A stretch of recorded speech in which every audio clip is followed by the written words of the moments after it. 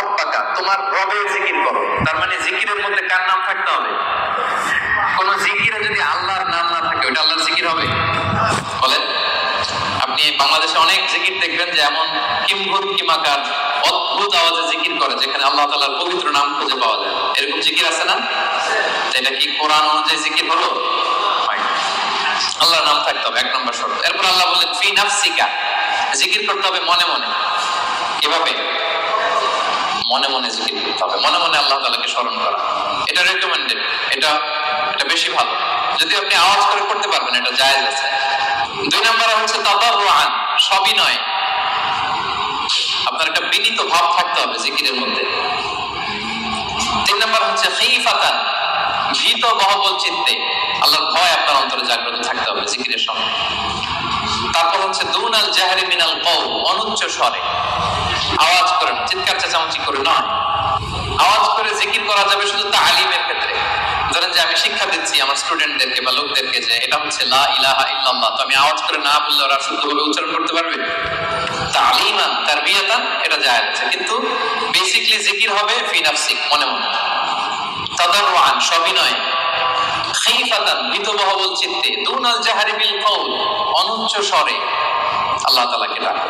এটা হচ্ছে জিকিরের পদ্ধতি কোরআনের আয়াতের আলোকে। হাদিসে বিষ্ণু ইসলাম আরেকটা যোগ করেছেন। এক হাদিসে বিষ্ণু বলেন 7 শ্রেণীর ব্যক্তিকে আল্লাহ তাআলা কিয়ামতের দিন তার সুশীতল আরশের নিচে ছায়া দিবেন, যেদিন আল্লাহ দেয়া সেই ছায়া ছাড়া কোনো ছায়া থাকবে না। এর মধ্যে 1 শ্রেণীর ব্যক্তি হচ্ছে রাজুলুন যাকারাল্লাহা খালিয়ান ফাফাদাত আইনা, এমন ব্যক্তি যে গোপনে আল্লাহকে ডাকে। যাকারাল্লাহা খালিয়ান, বিষ্ণুকে আরেকটা জুড়ে দিয়েছেন খালিয়ান, গোপনে। গোপনে জিকির এটা আল্লাহ তাআলার কাছে বেশি পছন্দনীয়। এরপর তিনি আবার বললেন ফাফাদাত আইনা, অশ্রুসিক্ত নয়নে, চোখের পানি ছেড়ে অশ্রুসিক্ত নয়নে যদি আমরা জিকির করি, ওই জিকিরটা, ওই দোয়াটা আল্লাহ তাআলার কাছে খুব দ্রুত কবুল হয়ে যায়। প্রিয় ভাই বোনেরা, 2 ফোঁটা আল্লাহর কাছে সবচেয়ে প্রিয়। আওয়াজ করে বলুন তো কয় ফোঁটা? 2 ফোঁটা। এক হচ্ছে জিহাদের ময়দানে মুজাহিদের গা বেয়ে রক্তের ফোঁটা। জিহাদের ময়দানে মুজাহিদের শরীর থেকে ঝরে পড়া রক্তের ফোঁটা আল্লাহর কাছে বড় প্রিয়। 2 নাম্বার হচ্ছে অনুতপ্ত বান্দার চোখের পানির ফোঁটা। একজন বান্দা তার কৃতকর্মের জন্য অনুতপ্ত হয়ে যখন কাঁদে, অশ্রু বিসর্জন দেয়, তার চোখের পানি তার চোখ বেয়ে, তার নাক বেয়ে জমিনে ড্রপ করার আগেই আল্লাহ এই বান্দাকে মাফ করে দেয়। তাহলে মুজাহিদের রক্তের ফোঁটা আর অনুতপ্ত বান্দার চোখের পানির ফোঁটা আমার কাছে খুব প্রিয়। বিশ্বনবী তাই বললেন, রাজুলুন যাকারাল্লাহা খালিয়ান ফাফাদাত আইনা, এমন ব্যক্তি যে গোপনে আল্লাহকে স্মরণ করে আর অশ্রুসিক্ত নয়নে। তাহলে জিকির কিভাবে করব? মোটামুটি একটা পিকচারাইজেশন হয়েছে না? হ্যাঁ, ওয়াজকুর রাব্বাকা ফি নাফসিকা, মনে মনে জিকির করুন। তাদাররুআন, সবিনয়ে। খিফাতান, ভীত বহবল চিত্তে। দুনাল জাহরি বিল কওল, অনুচ্চ স্বরে। আর হাদিসে এসেছে খালিয়ান, গোপনে। ফাফাদাত আইনা, অশ্রুসিক্ত নয়ন। এভাবে যদি আমরা আল্লাহ তাআলাকে স্মরণ করি, এভাবে যদি আমরা কায়মনোবাক্যে আল্লাহকে ডাকি, এভাবে যদি আল্লাহ তাআলার কাছে চাই, আল্লাহ তাআলা এই দৃশ্যটা দেখতে করতে পছন্দ করেন। তাহলে জিকিরের পদ্ধতি সবার কাছে ক্লিয়ার। এর বাইরে যে লম্ফ দিয়ে অদ্ভুত কিমাকার আওয়াজ করে জিকির করলে এটা হবে? ওইটা কোরআন সুন্নাহর সাথে সাংঘর্ষিক হবে। এভাবে জিকির করা যাবে। সুস্পষ্ট আল্লাহ তাআলার পবিত্র বরকতময় নাম বোঝা যেতে হবে এবং গোপনে অনুচ্চ স্বরে নীরবে আল্লাহ তাআলার নামকে জপতে হবে। এবার the question arises, কোন জিকিরটা করব? জিকির তো অনেক, কি বলেন? আমরা একটু জেনে নিই যে সবচেয়ে শ্রেষ্ঠ জিকির কোনটা। কেউ কি জানেন সবচেয়ে শ্রেষ্ঠ জিকির কোনটা? হ্যাঁ, সুবহানাল্লাহি ওয়া বিহামদিহি। আর একটু বলেন, আওয়াজ করে, সাহস করে বলেন। লা ইলাহা ইল্লাল্লাহ, এটা চলে আসছে। এটা সবচেয়ে শ্রেষ্ঠ জিকির।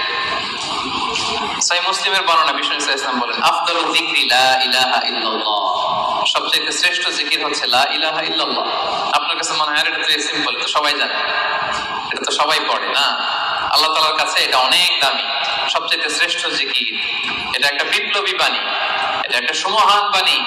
এটাকে বলা হয় কালিমাতুত তাওহীদ, একত্ববাদের ঘোষণা আছে যে লা ইলাহা ইল্লাল্লাহ, আল্লাহ ছাড়া কোনো ইলাহ নেই, কোনো উপাস্য নেই, কোনো বিধানদাতা নেই, কোনো আইনদাতা নেই। এটা সুমহান বাণী, এটা যাচ্ছে তাই ছোটখাটো কোনো বাণী নয়। লা ইলাহা ইল্লাল্লাহ আফদালু যিকরি লা ইলাহা ইল্লাল্লাহ। অবসর পেলেই সময় পেলেই পড়বেন লা ইলাহা ইল্লাল্লাহ, লা ইলাহা ইল্লাল্লাহ, লা ইলাহা ইল্লাল্লাহ। এটা কালিমাতুত তাওহীদ, আল্লাহ তাআলা সুবহান বাড়ি। এটা যে আমাদের কাছে খুব স্বাভাবিক জিকির মনে হয়, এটা এই ব্যাপারটা আবার অস্বাভাবিক না, এটাও স্বাভাবিক। কারণ মুসা আলাইহিস সালামের কাছে এমন মনে হয়েছিল, মুসা আলাইহিস সালাম সরাসরি আল্লাহর সাথে কথা বলতেন। মুস্তাদরাকে হাকিমে একটা হাদিস এসেছে, মুসা আলাইহিস সালাম আল্লাহকে বললেন, ইয়া রাব্বি আল্লিমনি শাইআন আযকুরুকা বিহি ওয়া আদউকা বিহি। মুসা আলাইহিস সালাম আল্লাহকে বললেন, আল্লাহ আপনি আমাকে এমন একটা জিকির শিক্ষা দেন যে জিকিরটা দিয়ে আমি আপনাকে ডাকবো, আপনার কাছে চাইবো, এবং এটা আর কেউ জানবে না, আপনি আর আমি। তো আল্লাহ বললেন, ইয়া মুসা কুল লা ইলাহা ইল্লাল্লাহ, হে মুসা তুমি পড়ো লা ইলাহা ইল্লাল্লাহ। মুসা আলাইহিস সালাম বললেন, ইয়া রাব্বি কুল্লু ইবাদিকা ইয়াকুলু হাদা, হে আল্লাহ আপনার সব বান্দা এটাই পড়ে। লা ইলাহা ইল্লাল্লাহ তো সবাই জপে, সবাই পড়ে, আমি তো স্পেশাল কিছু চেয়েছিলাম, ইন্নামা উরিদু শাইআন তাখুসুনি বিহি, আমি এমন কিছু চেয়েছি যেটা স্পেশাল, এটা এই নামে আমি ডাকবো আর আপনি জানবেন, আর কেউ জানবে না, স্পেশাল একটা জিকির আমাকে শিক্ষা দেন। তখন আল্লাহ তাআলা বললেন, ইয়া মুসা লাউ তাদাউ লা ইলাহা ইল্লাল্লাহ ফি কাফা, মুসা তুমি যদি লা ইলাহা ইল্লাল্লাহকে মিজানের এক পাল্লায় রাখো, ওয়া তাদাউস সামাওয়াতুস সাবউ ওয়াল আরাদিন ফি কাফা, আর সাত আকাশ আর সাত জমিন যদি আরেক পাল্লায় রাখো, লা রাজাহাত কাফাতু লা ইলাহা ইল্লাল্লাহ, মুসা মুহূর্তেই লা ইলাহার পাল্লাটা ভারী হয়ে যাবে। সুবহানাল্লাহ। এটা যেন তেন কোনো কালিমা নয়, এটা বিপ্লবী বাণী, এটা সুমহান বাণী। এখানে ওয়াননেস অফ গড, আমি যে এক, একক, অদ্বিতীয়, অতুলনীয়, ইউনিক, এটার ঘোষণা দেওয়া হয় লা ইলাহা ইল্লাল্লাহ। আল্লাহ ছাড়া কোনো ইলাহ নেই, আল্লাহ ছাড়া কোনো উপাস্য নেই, এটা সাধারণ কোনো বাণী নয়। তাহলে মুসা আলাইহিস সালামের মনেও প্রশ্ন জেগেছিল এটা, যে আল্লাহ স্পেশাল দোয়া শিখান। আল্লাহ বললেন লা ইলাহা ইল্লাল্লাহ, উনি বললেন সবাই তো এটা পড়ে। তখন আল্লাহ বললেন এটা এত দামি, মিজানের এক পাল্লায় লা ইলাহা রাখলে আরেক পাল্লায় সাত আকাশ সাত জমিন রাখলে লা ইলাহার পাল্লা ভারী হয়ে যাবে। তাহলে আমরা লা ইলাহা ইল্লাল্লাহ এটার জিকির বেশি বেশি করব, কি বলেন? আসুন আমরা কয়েকবার পড়ি লা ইলাহা ইল্লাল্লাহ, লা ইলাহা ইল্লাল্লাহ, লা ইলাহা ইল্লাল্লাহ। আরেকটা হাদিসে এসেছে, রাসূল সাল্লাল্লাহু আলাইহি ওয়াসাল্লাম বলেন, আহাব্বুল কালামি ইলাল্লাহি আরবা, আল্লাহর কাছে সবচেয়ে প্রিয় কথা চারটি। বলুন তো কয়টি? চারটি। আল্লাহর কাছে সবচেয়ে প্রিয় কথা চারটি। এক হচ্ছে সুবহানাল্লাহ, দুই হচ্ছে আলহামদুলিল্লাহ, তিন হচ্ছে লা ইলাহা ইল্লাল্লাহ, চার হচ্ছে আল্লাহু আকবার। সুবহানাল্লাহ, আলহামদুলিল্লাহ, লা ইলাহা ইল্লাল্লাহ, আল্লাহু আকবার। এই চারটা কথা আল্লাহর কাছে সবচেয়ে প্রিয়।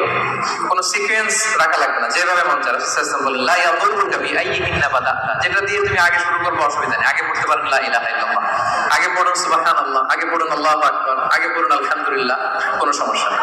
তাহলে আল্লাহর কাছে সবচেয়ে প্রিয় কথা কয়টি? চারটি। এটা আমরা জেনে গেলাম, সুবহানাল্লাহ, আলহামদুলিল্লাহ, লা ইলাহা ইল্লাল্লাহ, আল্লাহু আকবার। আচ্ছা, সহিহ বুখারীর সর্বশেষ হাদিসটা শুনাই।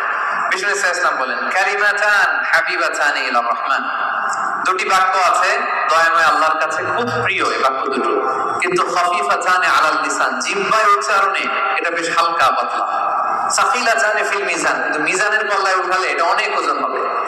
এর এক হচ্ছে সুবহানাল্লাহি ওয়া বিহামদিহি সুবহানাল্লাহিল আযীম, সুবহানাল্লাহি ওয়া বিহামদিহি সুবহানাল্লাহিল আযীম।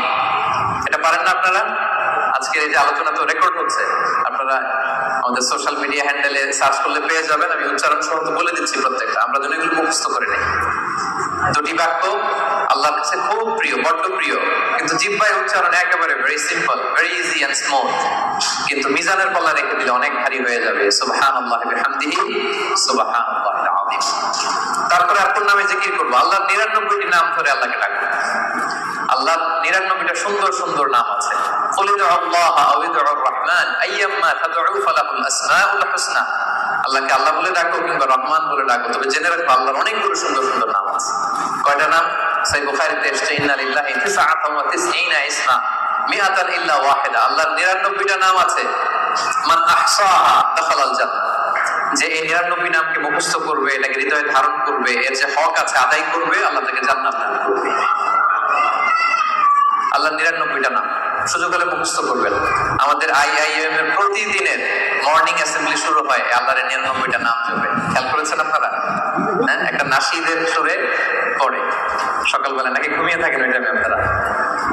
সকালবেলা 8টার দিকে, মোস্ট লাইকলি 8টার দিকে যখন দোয়া করে আমাদের মর্নিং অ্যাসেম্বলি শুরু হয় ইউআইতে, সেই তো আমি 13 সাল থেকে শুনতেছি আল্লাহর 99টা নাম জপে তারপরে officially the starting of the day এখানে হয়। আলহামদুলিল্লাহ।